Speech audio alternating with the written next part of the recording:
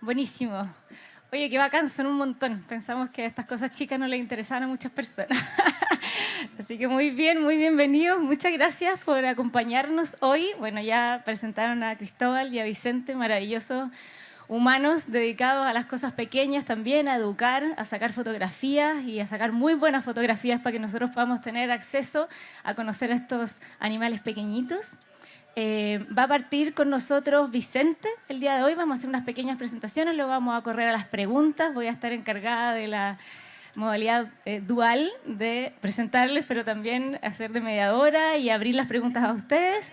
Así que siéntanse libres en algún momento. A nosotros nos encanta que esto sea muy interactivo, así que si tienen alguna pregunta y quieren levantar la mano, siéntanse libres y partimos. Vicente. Aló, aló, ¿se escucha bien? Sí, ya. Buenas tardes ya. Mi nombre es Vicente Valdés. Me voy a correr un poquito para que se vea la presentación. Ahí.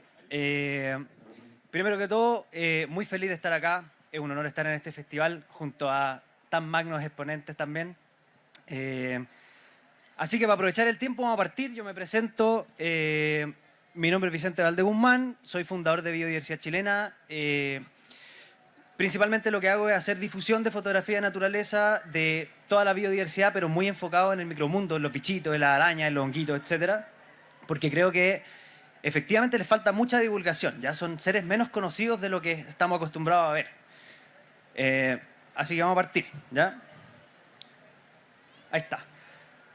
Lo que quiero presentar hoy día es algo bien gráfico, ya es básicamente ir derribando algunos prejuicios, mostrándole a ustedes y a toda la gente que está acá que en Chile existen insectos impresionantes, ya nos vamos a enfocar en insectos hoy día, para eso estamos acá, y son realmente impresionantes. Yo creo que vamos a dejar un poco que las imágenes vayan hablando por sí solas, ojalá.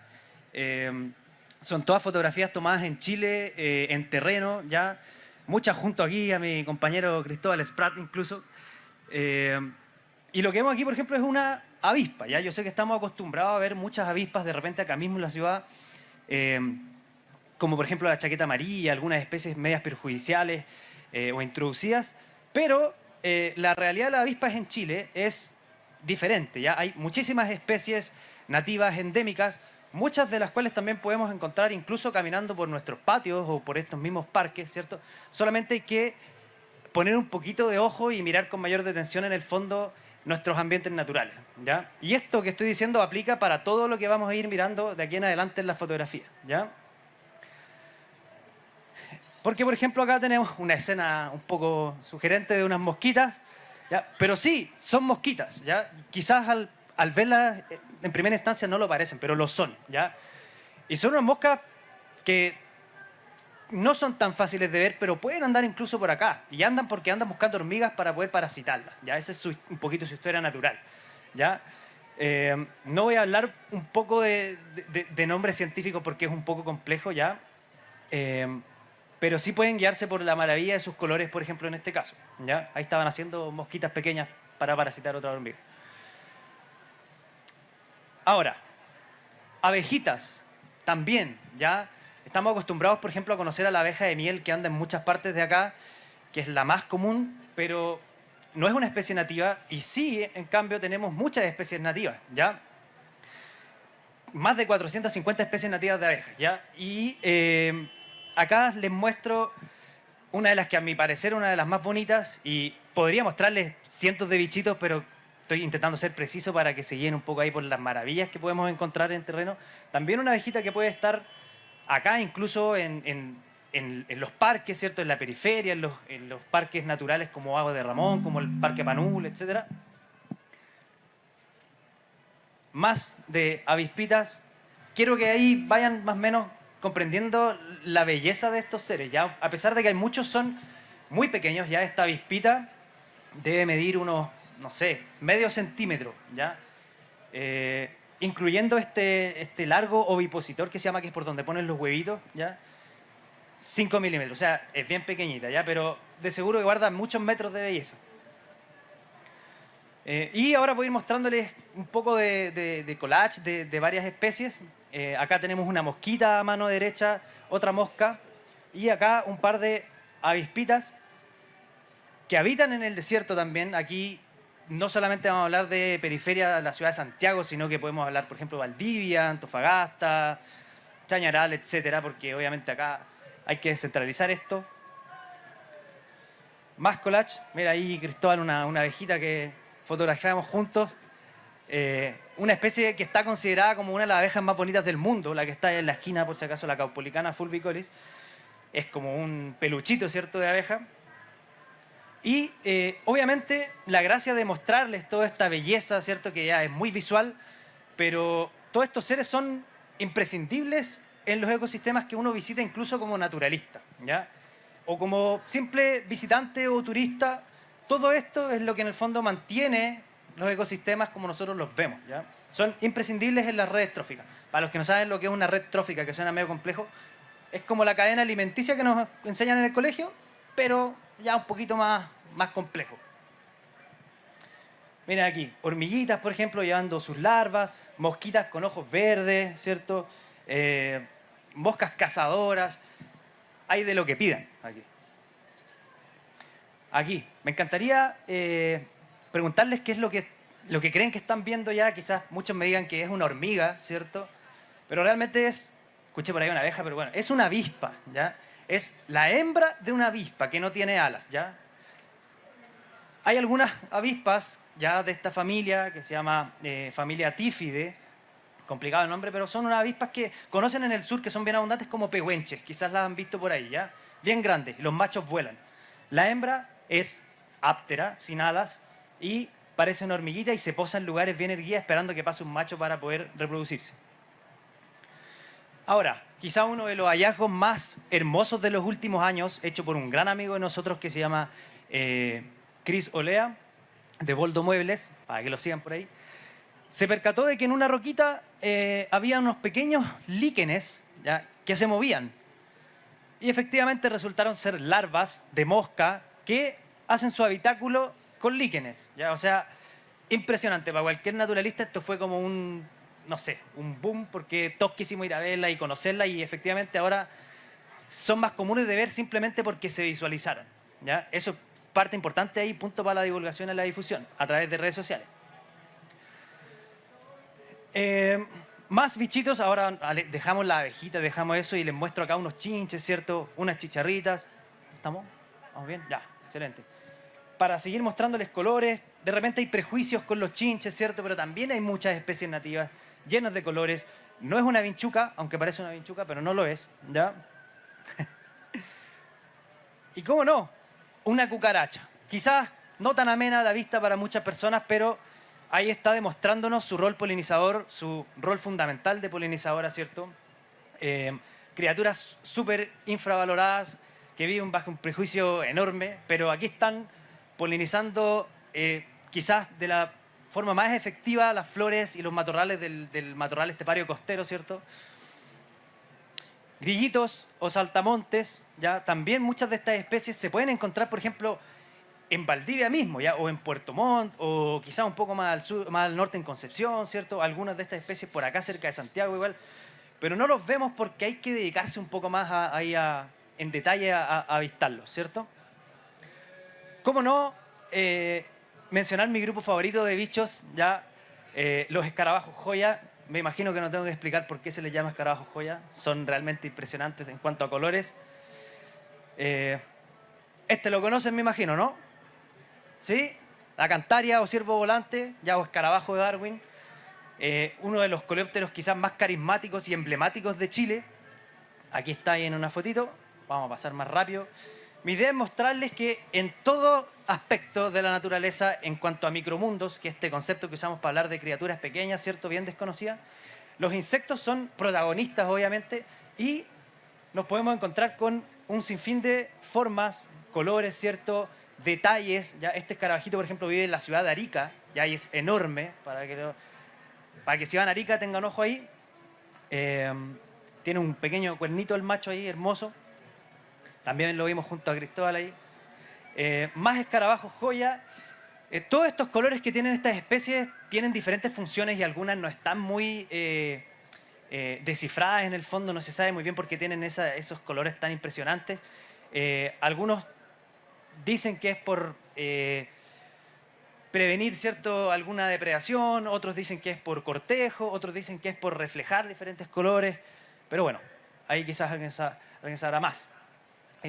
Un pequeño escarabajito, este es el único, o sea, es el único registro vivo de esta especie, ya no se tenían registros vivos de esta especie, y en una de nuestras expediciones junto a Ricardo Varela, otro gran amigo fotógrafo, lo encontramos por primera vez y pudimos hacerle buenas fotos y en base a eso salieron varios estudios científicos, también ahí para hablar un poquito del aporte que tiene la fotografía a la conservación, ¿cierto?, y a la ciencia.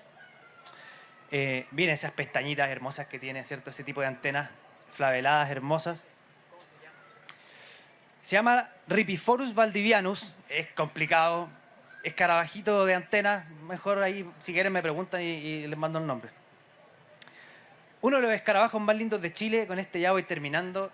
Este escarabajo es de los más buscados por los naturalistas, junto con otro que es muy parecido, ¿ya?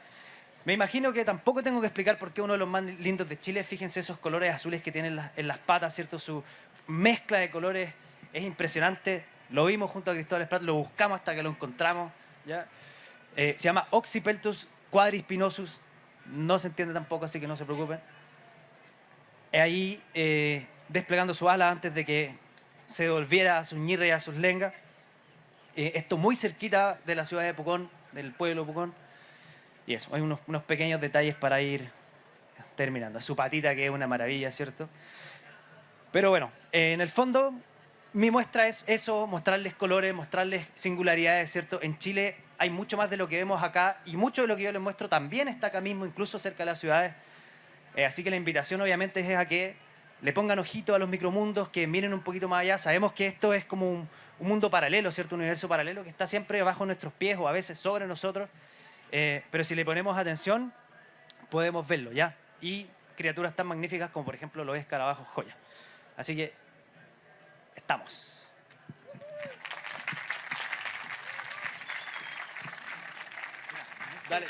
Muchas gracias, Vicente. Quería comentarles, bueno, no quería interrumpir a Vicente, pero no sé si se fijaron en algunas de las fotografías que había varios insectos con puntitos amarillos o naranja, ¿no es cierto? Como en las patitas, en el lomo. A eso es polen. A eso se refería también, comparte con la cadena trófica, que transportan. Los insectos andan por el mundo moviendo material genético. Son como naves espaciales superpoderosas. Entonces, a los que le debemos todo lo que comemos. Entonces, fíjense cuando vayamos viendo fotitos si los ven rodeados o bañados en esos puntitos amarillos o naranjas, que el polen suele ser amarillo o naranja. Bueno, y ahora, Cristóbal. ¿Cómo están? ¿Todo bien? Yo me voy a parar porque así me tranquilizo un poco, estoy un poquito nervioso, entonces voy a hablar parado. Yo me llamo Cristóbal Prats, ¿se escucha bien, cierto? ¿Sí? Perfecto. Tengo 25 años, soy ingeniero comercial, pero hoy en día estoy a través de una fundación siendo profesor del mejor colegio del mundo, el Parroquial Santa Rosa, un colegio que está ubicado en la comuna de Barnechea, bajo el Cerro 18. Ahí hago clases de matemáticas de toda la media, también tengo una jefatura, tercero medio, el mejor curso del mundo. Y también en mi colegio partimos este año con un taller que se llama Insectos en mi ciudad. Entonces lo que hacemos es, viernes a viernes, vemos un insecto nuevo. Por ejemplo, este viernes vimos la chaqueta amarilla. Este es un llavero de un alumno mío. Entonces, cada viernes le vamos poniendo una laminita al llavero y tocó la chaqueta amarilla, pero hemos visto el escarabajo de Darwin que lo mostró Vicente, la mariposa colorada, la araña de rincón, el grillo rojo, distintos tipos de chinita. Siempre para que los niñitos puedan empezar a ponerle nombre a los bichitos, ¿no es cierto? Para que no todo sea un escarabajo o no todo sea una mariposa, sino que distingan la mariposa colorada de la mariposa de jardín, de la polilla esfinge, de los satúrnidos, también los escarabajitos, el escarabajito de Darwin, la chinita, etc. ¿Sí? Esto lo hacemos todos los viernes y es un taller que me ha llevado a hartas partes de Chile. He ido al norte, a muchas comunas de Santiago, Puente Alto, Huachuraba, La Reina, también a lugares que quizás, si no es por estos talleres, yo no habría nunca pisado. No sé si conocen la isla Lemuy, en Chiloé, una isla muy linda que tuve la suerte de llevar estos talleres y recorrerla por una semana. Hicimos todas las escuelas rurales de la isla como en 5 días aproximadamente. Y ahí se cortó, pero ¿qué han aprendido mis alumnos? Quiero dividir este taller en qué han aprendido mis alumnos y qué he aprendido yo. ¿Qué han aprendido mis alumnos con estas cositas como los talleres de insectos? Es que empiecen a mirar lo cotidiano, ¿no es cierto? Lo que está en nuestros pies, quizás muchas veces en el patio del recreo, en el colegio, en la casa de la abuela, en la playa, en el cerro que suben el fin de semana, que empiecen a mirar estos bichitos que muchas veces nosotros no nos damos cuenta que existen, ¿no es cierto? El famoso chanchito de tierra, la típula, que erróneamente llaman el falso, o sea, el mosquito gigante o el zancudo gigante, la tijereta y hartos insectos que están en nuestro día a día, pero que sin embargo muchas veces, para bien o para mal, nosotros no nos damos cuenta que están, ¿no es cierto? Entonces igual estos talleres han servido para que los alumnos empiecen a ponerle nombre y a poner diferencia entre ciertos insectos. Vicente muy bien decía que tenemos la abeja mielera. Mucha gente cree que esa abeja es chilena, sin embargo no es chilena. Y a diferencia de las abejas nativas, como la caupolicana, que la vimos hace como 3 semanas, aquí mira, justo la abrí, aquí está la abeja caupolicana, son abejas que, por ejemplo, la caupolicana es solitaria, no vive en colmena, hay muchas especies de Chile que ni siquiera producen miel, que viven en agujeritos debajo de la tierra y que son totalmente contrarias a las abejitas europeas, ¿no es cierto? Estas que producen miel, que viven en colmena y que también son introducidas. Entonces eso, por lo menos para los niñitos chicos, ha servido para que empiecen como a diferenciar entre lo nativo y lo no nativo, lo introducido, cómo se llama este bichito, cómo se llama este escarabajito y así. ¿Qué he aprendido yo? Que les aseguro que ha sido mucho más, sí, dale nomás. ¿Qué he aprendido yo en estos talleres? Yo he aprendido a mirar nuevamente, aquí voy a pedirle ayuda a la Mari porque todavía no sé pronunciar esta palabra, cotidianidad de los insectos. ¿Por qué? Porque mi mamá, por ejemplo, que me está grabando ahí, puede decirles que, bueno, yo tengo 25 años y desde que yo aprendí a caminar empecé a buscar bichitos. Fue algo que hice instantáneamente apenas nací, me fui directo a las flores, a las rocas, a los troncos a buscar distintos bichitos y obviamente los bichitos que uno primero ve son el chanchito de tierra, la típula, la tijereta, quizás un escorpión, quizás una araña pollito, pero también, como yo ya llevo muchos años buscando insectos, son los primeros que uno deja de ver, ¿no es cierto? O los primeros que uno como que al final te dejan de impresionar. Y eso yo siento que lo perdí un poco y que lo volví a retomar con los talleres de insectos y con estas clases que he estado haciendo los viernes y los sábados y los domingos. ¿Por qué? Porque yo estoy muy acostumbrado de verano a verano a pillar como un insecto mítico. Por ejemplo, el verano que recién pasó nos fuimos con Vicente, con Dieguito y con el Edu que está ahí a buscar el Oxypeltus quadriespinosus, que lo encontramos, al fin lo encontramos. Este año yo quería ir a buscar el dragón de la Patagonia, no sé si lo conocen, un insecto mítico que lo quería ir a buscar al Glaciar Exploradores. Lamentablemente el glaciar hace 2 semanas cerró su flujo para turistas, así que voy a tener que buscar qué insecto voy a poder ver en este verano, así como una lista mítica. Pero este ejercicio de como querer buscar lo más desconocido y lo más mítico y como lo nunca jamás registrado, me llevó también a como no mirar mucho los insectos cotidianos, ¿no es cierto? Y al final ese es como el enfoque que... ¿Estamos bien, cierto? Sí. Ya. Ese es el enfoque que también le queríamos dar a este conversatorio, ¿no es cierto? Dale, Vicente. Bueno, al trabajar con niños, lo lindo de trabajar con niños es que hacen preguntas muy reales y que muchas veces nosotros los adultos no nos atrevemos, ¿no es cierto? Ha salido preguntas muy interesantes como si efectivamente el chanchito de tierra es o no es un insecto. ¿Alguien sabe si es o no es un insecto el chanchito de tierra? No es, ¿no es cierto? Quizás hay gente que sigue mi trabajo, pero el chanchito de tierra no es un insecto, es un crustáceo. Y incluso tiene agallas para respirar. O sea, estamos hablando de un animalito que puede vivir en nuestro macetero y que es mucho más cercano al cangrejo que a un escarabajo. O por ejemplo también las típulas, que a partir del 2º semestre mi colegio se llenó de típulas. Un insecto que a mí la verdad no me llamaba tanto la atención porque de nuevo llevo muchos años buscando insectos y este es el primero que vi y el primero que dejé de ver, ¿no es cierto? Cuando después uno empieza a buscar más insectos. Y con esas preguntas, por ejemplo, me preguntan, ¿y profe, la típula pica o la típula chupa sangre? Porque uno cree que te chupa sangre y te saca como 5 litros de sangre, ¿no es cierto? Es como del porte de mi mano. Entonces, con estas preguntas que los niñitos hacen sin vergüenza, vamos como desmitificando algunos insectos, ¿no es cierto? Porque muchas veces los mismos adultos, como padre, como abuelo, como tío, tienen estas dudas, pero no las preguntan y se las responden solitos. Y muchas veces esa respuesta sola o no poder responder esa pregunta hace que ayudemos a intensificar los mitos, ¿no es cierto?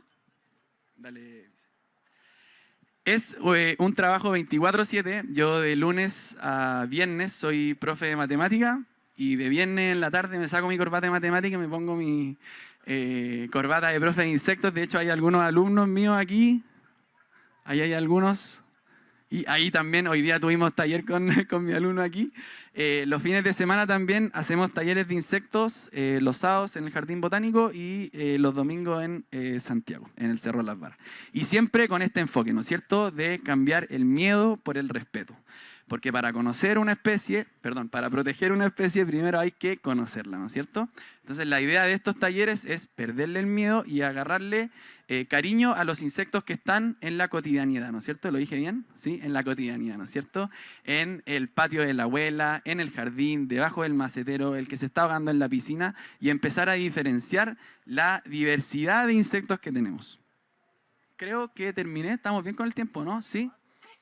Démosle nomás.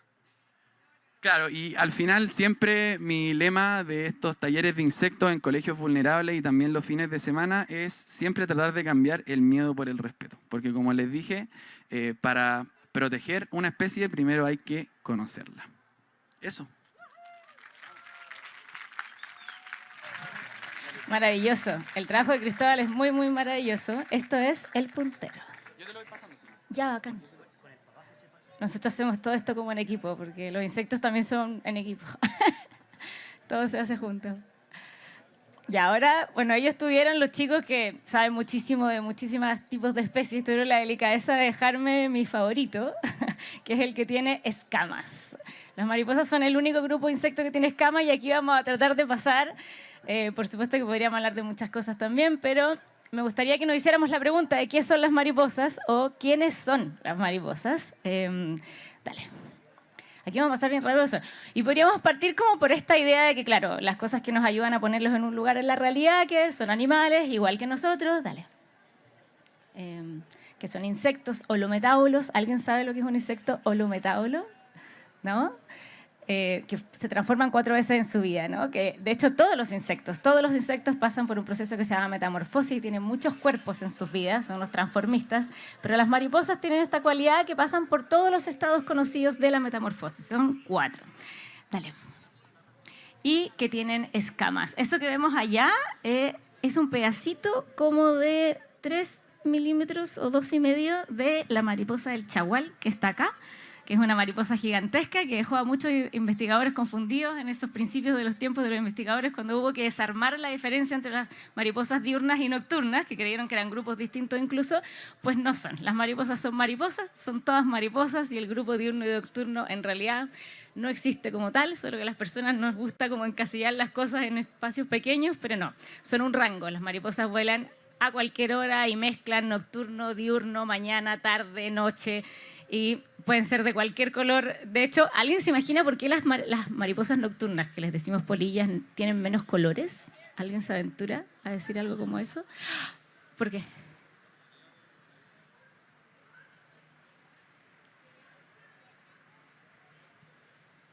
¿Qué dijo? ¿Si me pueden traducir? Porque la noche es oscura y no necesita color. Exactamente. Súper bien. Bacán. Bueno, y aquí está esta que se supone que es nocturna y tiene como 14 colores y le dicen la mariposa papagayo. Así que ahí estamos con las conclusiones de Bolé. Así que como podemos pasar por ese paso más técnico, pero a mí lo que me gustaría es que ojalá conociéramos sus historias de vida, que es como lo que me gustaría compartir con ustedes. Aquí lo que vemos es Itilus titicaca, que es esa chiquitina que está ahí, que mide 12 milímetros, es de este porte, es de una familia de mariposas muy, muy pequeñitas, es una familia muy numerosa en Chile, que la mayoría vive en el desierto, en las alturas, en lugares muy difíciles de habitar. Y este ejemplo en particular quise traerlo acá porque esta mariposa vive en lugares donde las ventiscas son gigantes, donde nosotros tendríamos muchísimos problemas para vivir, incluso para movernos con ese nivel de viento y a esa altura. Y las mariposas en Chile tienen varias cualidades increíbles y una de esas es que aman sus plantas nativas. A ellas les gusta vivir con su planta. Son muy pocas especies, son cosmopolitas y les gusta habitar cerca de donde pueden reproducirse. Y en el norte, como la cordillera es muy alta y hay valles transversales, hay muchos grupos de especies que viven en un solo valle y que son polinizadas por una mariposa, ¿no es cierto? Entonces, si llega un viento y la lleva, la puede mover 200, 300, hasta 400 kilómetros y llevársela a otro valle. ¿Y qué hace una mariposa sin su planta? No se puede, ¿no es cierto? Entonces, esta galla tuvo que adaptarse a que no se la llevara una ventisca. Entonces, lo que hacen es algo parecido a lo que hacen sus amigos de escamas, los salmones, que cuando van subiendo el río, ¿no es cierto?, y llega la corriente hacia el otro lado, se esconden detrás de una piedrecita. Entonces, esa piedrecita que yo les dibujé ahí, imagínense una piedrecita así en el desierto, se ponen acostaditas, pliegan las alas y pasa y pasa y pasa la ventisca y se quedan ahí hasta que para y luego se mueven a poder ocupar su plantita o a poder polinizar o a poner los huevos. Y esa adaptación les permite que durante miles y miles de años han podido vivir en un lugar específico del territorio y continuar siendo su polinizador. Aquí tenemos a Leptotes trigiomatus, que es también de la misma familia de las chiquitinas, pero esta es la más grande de las chiquitinas, pero mide 20 milímetros, ¿no es cierto? Porque son todas muy pequeñas. Y esta mariposa tiene una historia muy particular con el tamarugo. Alguien lo ubica, ese árbol del norte, ¿no es cierto?, que también vive en condiciones muy adversas. Y esta mariposa es la que lo ayuda a reproducirse, a polinizar y a dar frutos durante todo el año. En invierno casi no hay otros polinizadores en torno a él. Y esta chiquitita lo poliniza y permite que se dé fruto y que animales se alimenten en épocas que hay muy poca disponibilidad de alimento. Y de hecho tienen una adaptación que es bien curiosa. Las mariposas van a sobrevivir no importa qué pase. Siempre se las van a arreglar. Y cuando hay poco alimento, el tamarugo, que por supuesto vive en un lugar en que hay poco alimento, cuando hay muy poco, y ya les dije, a ellas les gustan sus plantas, a ella les gusta su tamarugo, cuando hay poco, se comen entre ellas. La oruga, si hay poca comida, van a empezar a comerse, pero lo que van a lograr es sobrevivir y seguir vinculada a su tamarugo. Vamos a la otra. Aquí tenemos a Batus polydamas. Esta belleza es una gigante, muy, muy grande. Es el único papilonio que vive en Chile. Los papilonios son esa familia de mariposas. Muchos crecimos nosotros, ¿no es cierto?, viendo estas mariposas tropicales grandes, azules, con ojos brillantes. Esos son los papilonios y son el grupo de mariposas más diverso del mundo. Son muchísimos, pero en Chile vive solo uno porque requieren condiciones muy particulares y Chile es un país difícil de habitar. Aquí no viven mariposas débiles. Aquí viven mariposas que pueden sobrevivir acá. Y por eso mismo es que tienen todas estas historias de singularidades, porque han tenido que adaptarse a condiciones muy singulares y porque les gustan sus plantas. Esta señora está vinculada a la oreja de zorro, que es una planta endémica de Chile. Ella es endémica de Chile. O sea, es un matrimonio absolutamente indivisible. Y para poder regular población, que es algo similar a lo que hace Leptotes trigematus cuando se comen entre ellas, pero ellas lo hacen de una manera un poquito más poética, es que se agrupan en nubes y si hay muchísimas, como tienen solo una planta hospedera, se les ha visto que decenas de ellas vuelan hacia adentro del mar a perderse, se van. Y luego uno las ve en unos días que son devueltas por las olas y la playa está lleno de cuerpos de Batus polydamas. Y así es como regulan. Esa es la hipótesis más sensata. Así es como regulan su población. Y otra amiga, bueno, que la vimos, ¿no es cierto? Este es el chagual, esta maravillosísima planta chilena que también es endémica de Chile. Dale. Y en esta planta lo que vimos ahí es el tallo floral, que es lo que sale, ¿no es cierto?, y emerge del centro de la planta, pero lo importante para su mariposa, que es endémica también de Chile y que solo le gusta el chagual, solo se reproduce ahí, es esta maravilla que es la mariposa papagayo, la mariposa del chagual, que vive en la chasquita de abajo, ¿no? ¿La han visto esa que es como, parece como una puya? O sea, es una puya que parece como una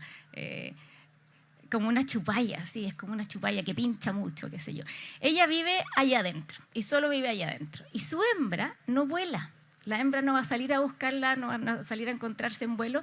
Entonces esta mariposa tuvo que adaptarse en sus franjas y en sus colores para poder posarse, entrar dentro de esta chasquita muy hostil y encontrar a su hembra ahí, que por gorda, enorme, no vuela.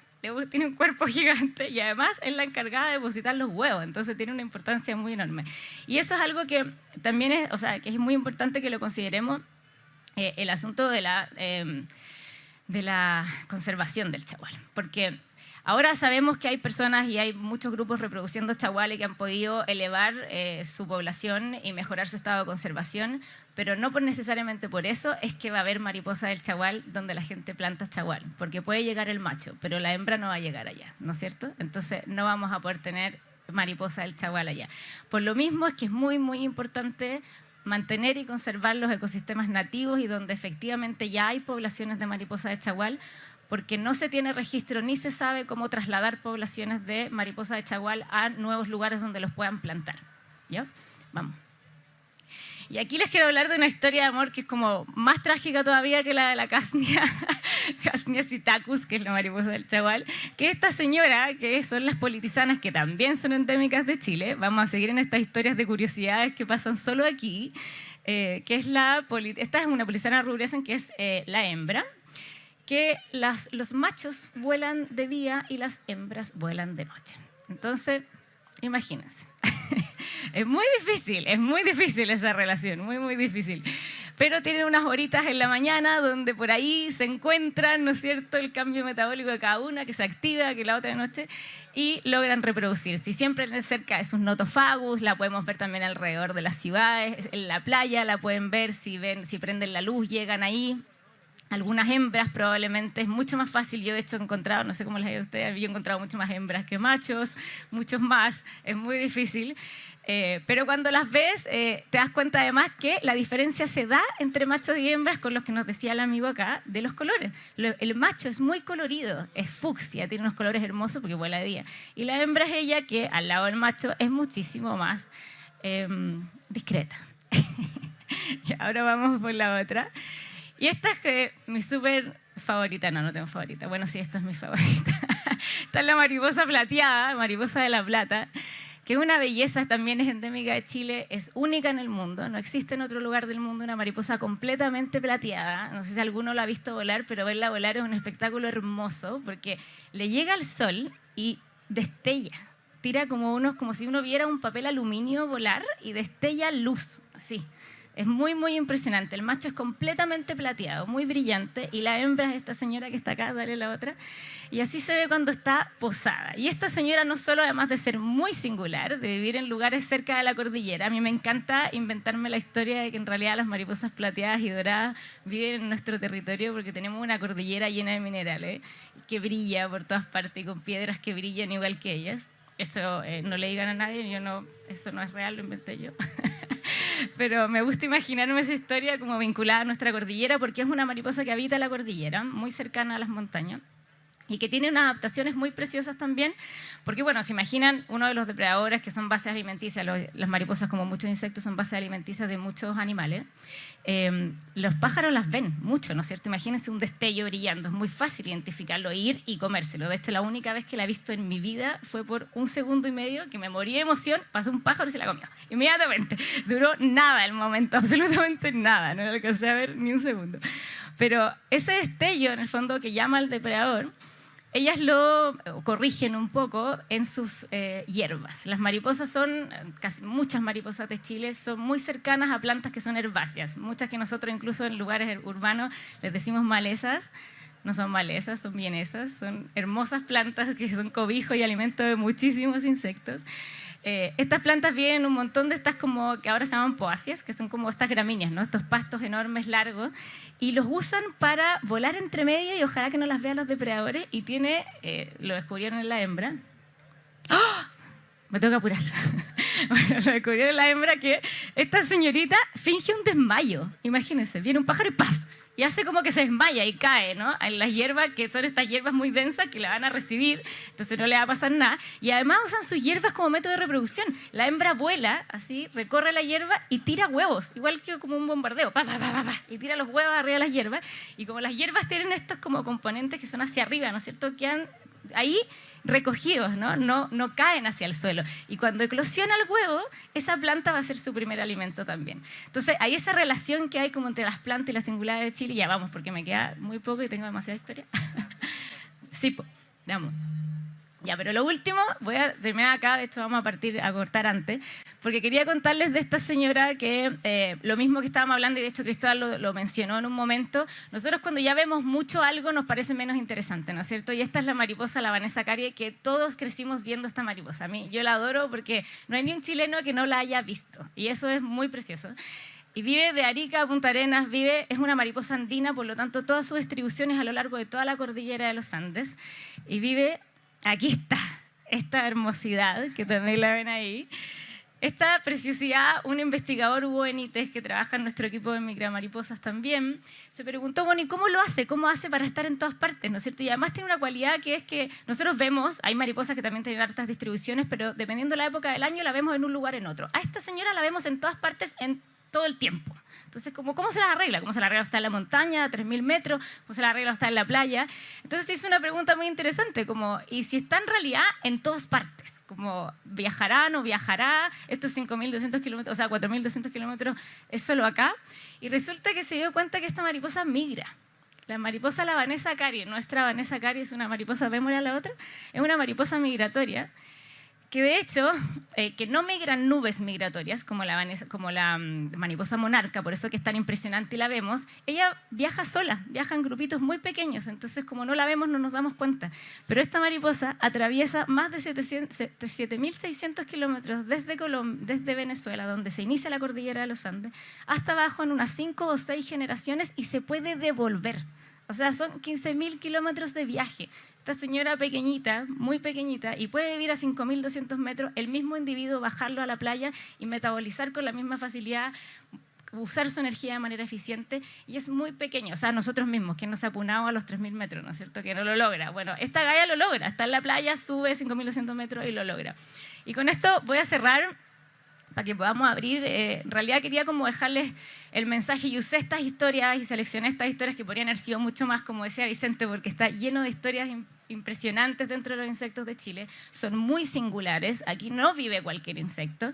Y quería un poco también como que nos fuéramos con la idea, sobre todo como de las mariposas, de que nosotros crecimos escuchando que eran hermosas y frágiles, ¿no es cierto? Y en realidad nos mintieron, porque no son frágiles, ¿no? Y cuando nos cuentan cuentos de hadas y nosotros no las relacionamos, ¿no es cierto?, en ese cuento con el hada, en realidad son mucho más cercanas al personaje de las guerreras o de los expedicionarios, pero no tienen nada que ver con una hada, ¿no? Porque en verdad son mucho más potentes que eso y hablan mucho de lo importante que es generar adaptaciones sofisticadas para poder vivir en este territorio. Nuestros países vecinos tienen más de 2.500 mariposas diurnas crepusculares descritas. En Chile no viven más de 200, porque aquí vivir no es la chaya. Así que les dejo ahora que nos hagan muchas preguntas.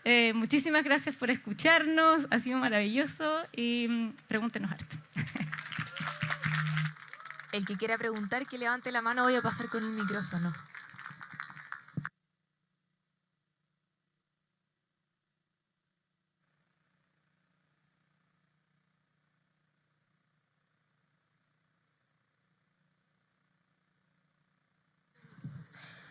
¿Por qué las distintas mariposas tienen distintos colores dependiendo del tipo de mariposa que sean? ¡Qué hermosa pregunta! Es muy difícil contestar esa pregunta y me encantaría que tú te dedicaras a poder contestar esa pregunta.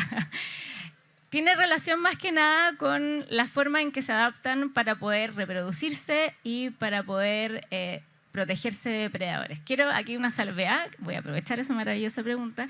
Las mariposas que nosotros vemos volar y tienen esos colores, que no me alcanzó el tiempo pero se los quería mostrar, es cuando son adultas. La mariposa que nosotros vemos volar es cuando es grande, es como que nosotros nos viéramos a nosotros mismos entre los 70 y los 90 años. Pero en realidad antes la mariposa fue una pupa, también fue una oruga y también fue un huevo y también es mariposa y tiene muchos cuerpos. Y cada uno de esos cuerpos desarrolla habilidades distintas para poder crecer, para poder alimentarse, para no ser comida por un depredador, y cada uno de esos colores y esas formas tiene que ver con una buena manera de responder a esos desafíos.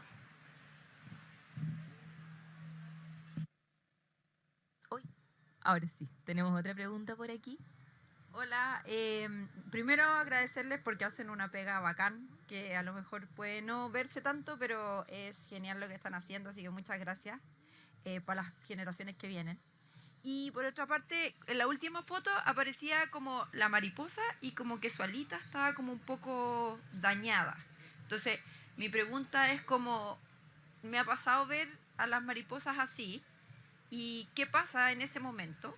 Y por otra parte, ¿cómo las ayudamos para que vivan bien? Es decir, ¿cómo hacemos para que las mariposas sean felices en nuestro ambiente? Oye, muchas buenas preguntas. Que justo queríamos hablar de eso, de cómo ayudarlos a todos los insectos, no solo a las mariposas. Las mariposas van perdiendo trozos de ala, incluso por ataques de aves que fracasaron en querer comérselas, eso sucede. Y esta en particular, que de esto también quería comentarlo, la Vanessa cari es una mariposa muy resistente, que puede volar, bueno, migra, ¿no es cierto? Entonces no es... pues es capaz de volar muchas distancias, y a medida que va avanzando ese momento en que es adulta y tiene que volar y desplazarse, va perdiendo trozos de ala. Eso es muy normal. Y es muy normal que veamos Vanessas caries con el ala como picada, porque logran sobrevivir y seguir volando mucho rato más. En general, una mariposa con el ala dañada ya empieza a perder su capacidad de volar y muere, pero la Vanessa carie es más prolongado ese tiempo, entonces es más normal que la veamos picadita. Chicos, ¿quieren contestar a lo de la conservación de las mariposas y los otros insectos para que aprovechemos? Ya. ¿Se escucha? ¿Se escucha? ¿Aló? ¿Sí? ¿Sí? Ya. Justo ahí relacionado con la última pregunta de cómo podemos nosotros quizás ayudar a las mariposas, estando acá incluso en la ciudad, y lo vamos a aplicar a todos los bichitos, obviamente, a todos los insectos y quizás a todos los componentes del micromundo. Por nuestra parte, obviamente, nosotros hacemos el tema de divulgación, ¿cierto? De dar a conocer las especies. Cris con los niños, un trabajo impresionante, ¿cierto? María de las Mariposas es mejor que María de las Mariposas. María de las Mariposas con sus tremendos proyectos de difusión, micra, ¿cierto? Etcétera. Yo por mi parte también intentando mostrar bichitos y seres raros por redes sociales, y intentando de que fotógrafos que en algún momento fotografiaban de repente mamíferos, aves o pumas incluso solamente, estén ahora emocionándose al ver, por ejemplo, una oruga, ¿cierto? Emocionándose al ver una mosquita. Todo eso obviamente es nuestra parte de la pega, pero como ciudadanos en el fondo, tener, por ejemplo, un buen jardín o cuidar los espacios naturales que incluso son como esto mismo, ¿cierto? Los patios de las casas. Esos son una buena manera como y fácil en el fondo de aportar a la conservación de estos bichitos. Y obviamente transmitiendo como adultos a los niñitos que esto hay que protegerlo, que es en el fondo perder ese miedo, como decía Spratt, y transformarlo en respeto. Y yo creo que con eso damos un paso bien grande ya en pro de la conservación en el fondo, y de todos los bichitos, y de los honguitos, y de las arañitas, etc. Sí, muy de acuerdo con lo que dijo Vicente. Yo creo que las decisiones que tenemos que tomar hoy en día, esas decisiones difíciles que muchas veces significa más verde en el bosque y menos verde en la billetera, no se están tomando, y yo creo que estos talleres, lo que hace Vicente, lo que hace la Mari y un poquito lo que hago yo, sirve para que las generaciones tengan un mejor contacto con la naturaleza, y ojalá, solo ojalá en el futuro, cuando estos niñitos estén en la toma de decisiones, puedan decidir y puedan tomar esas decisiones importantes que hoy en día lamentablemente no se están tomando. Yo estudié comercial, entonces me voy a sacar un poco la corbata de profe y me voy a poner la de comercial para cerrar. En mi carrera se enseña mucho maximizar la utilidad, encontrar el precio óptimo, intersectar la oferta con la demanda y maximizar todo lo que es plata.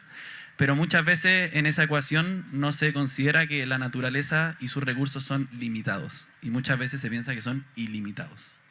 Entonces, ojalá todo esto, toda esta conversación y todo lo que hacemos nosotros y mucha otra gente más sirva para eso, ¿no es cierto? Para cambiar ese paradigma y para que ya en adelante no solo se piense en en el verde de la billetera, sino como dije antes, también en el verde del bosque.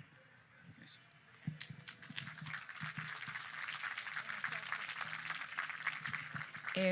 Me gustaría complementar una cosa pequeña que es bien importante, que es la plantación de flora nativa. Muchos insectos están muy asociados a la flora nativa y nosotros podemos tomar esa decisión muy concreta, que es plantar flora nativa, sembrar flora nativa. Eso es una decisión que tiene un impacto directo sobre la reproducción de insectos, sobre la reproducción de muchísimos animales en Chile. Y en las ciudades también recordarnos que los jardines, los patios de las casas son lo que sostienen los ecosistemas urbanos, que son ecosistemas funcionales, igual que los bosques, que las playas o que cualquier otro ecosistema. Aquí la ciudad, estos árboles, los pastos, las hierbas que crecen en las platabandas, sostienen una vida que es igual de compleja que cualquier otro ecosistema. El ecosistema urbano es nuestra primera naturaleza y es donde nosotros tenemos el primer impacto y la capacidad de asombro. Y decisiones como usar o no usar pesticidas en nuestros parques es primordial, porque, o sea, en nuestros jardines. Porque nosotros usamos y vamos al supermercado, ¿no es cierto? Y usamos pesticidas como generales, ¿no? A nosotros no nos venden cosas muy específicas, entonces cuando queremos matar al pulgón le ponemos esto, pero en realidad estamos matando muchas más cosas, estamos matando todo el resto, estamos contaminando el suelo que está ahí, entonces las larvas que no estamos viendo, los huevos que no estamos viendo también mueren. Entonces es muy importante que nosotros limitemos la cantidad de pesticidas que usamos, sobre todo en ecosistemas urbanos, que es muy grande la carga de herbicidas que hay ahora acá, y eso podría multiplicar por muchas veces la posibilidad de que insectos se reproduzcan, además de plantar flora nativa. ¿Alguien más?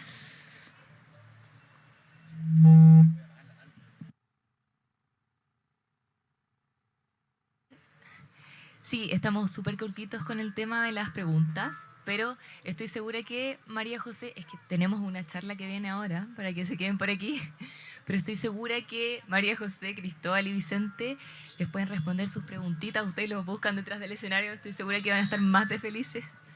Así que vamos a dar por terminada esta preciosa charla y agradecerles de nuevo a los chicos por la charla que estuvo hermosísima. Démosle un aplauso.